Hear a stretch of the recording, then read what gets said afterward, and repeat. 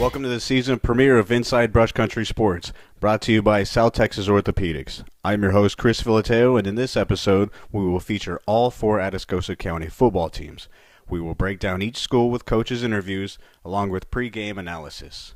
But first, let's look at the Pleasanton Eagles as they are coming off their second straight 9-2 season. Then we sit down with head coach Tab Dumont to see how he's gearing up his team. The Eagles head to San Antonio for the second straight year as they face the Edison Golden Bears. Last season, Pleasanton crushed Edison 40-7 on the road at the San Antonio ISD Sports Complex.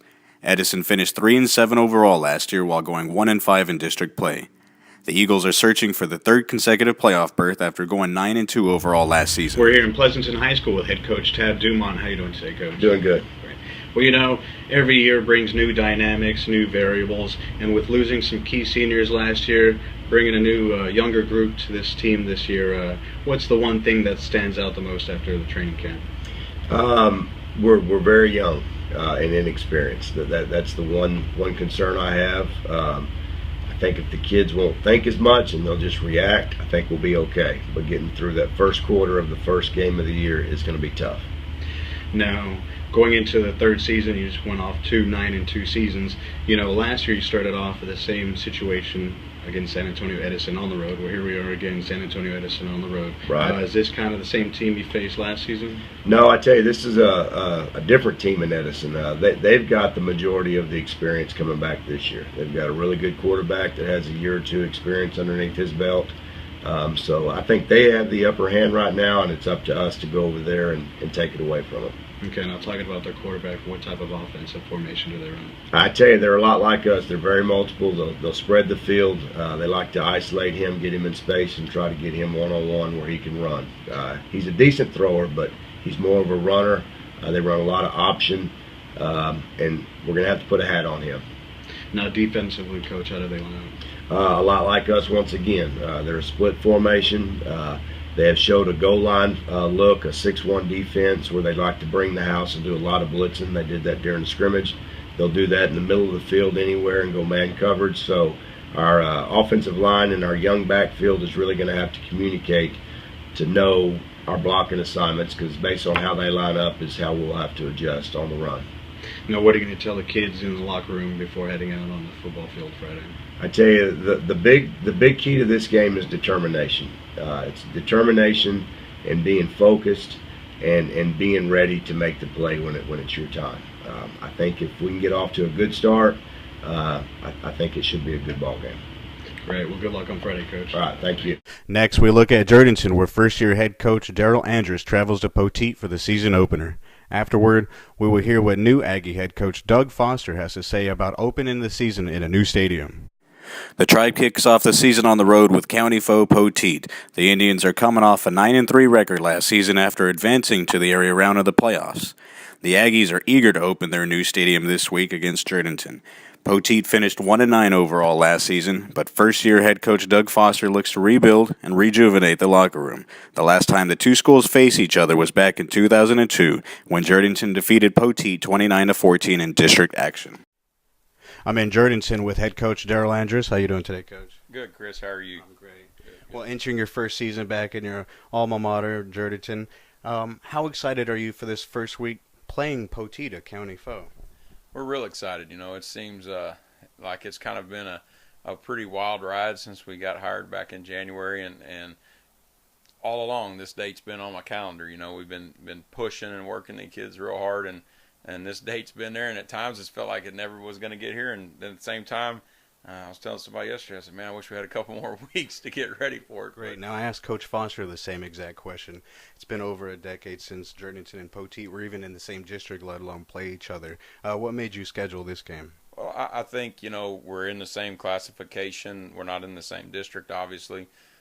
Proximity, you know, school district travel-wise, 9-10 miles apart, whatever it is. Opportunity to make it a traditional game, you know. I think that the more we can do in Atascosa County to play each other and to you know, the kids all know each other, so that adds a little extra, you know, just emphasis on the game, kind of bragging rights, so to speak, you know. And I can remember playing Poteet my senior year, and you know, you knew guys on that team. So I think it's just a the way it should be. You ought to play people close to you. That way you can create those rivalries, beat the cost of travel.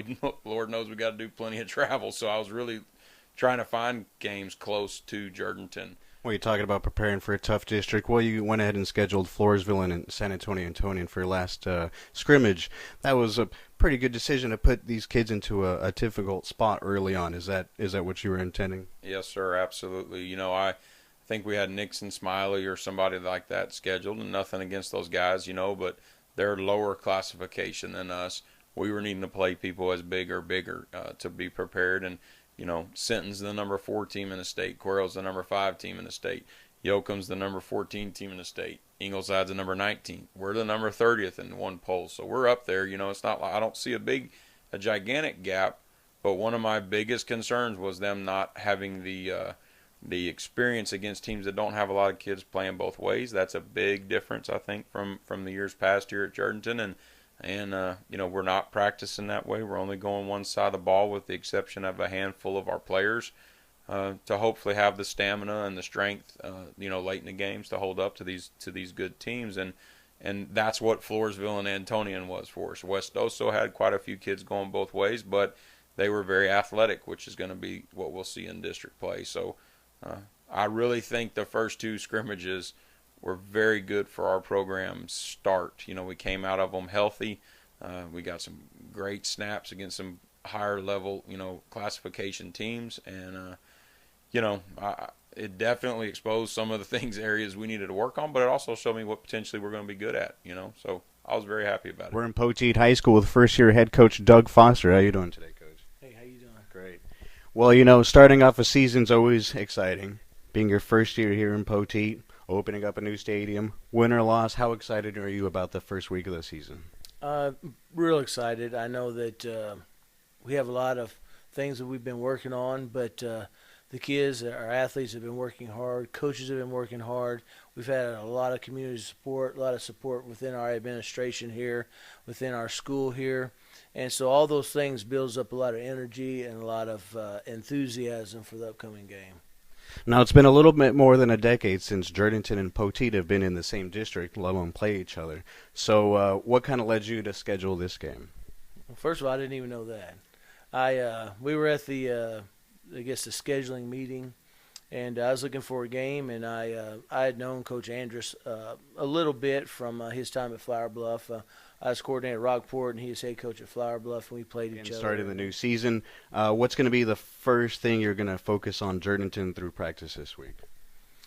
Well, I think the biggest thing is, and it's sort of been our mantra for this whole summer camp, is that we have to sort of learn more of our system, learn our schemes offensively, both offensively and defensively. Now, focusing on special teams is definitely something important, especially at the high school level, because you cover all 3 phases. You have a good chance of winning the game.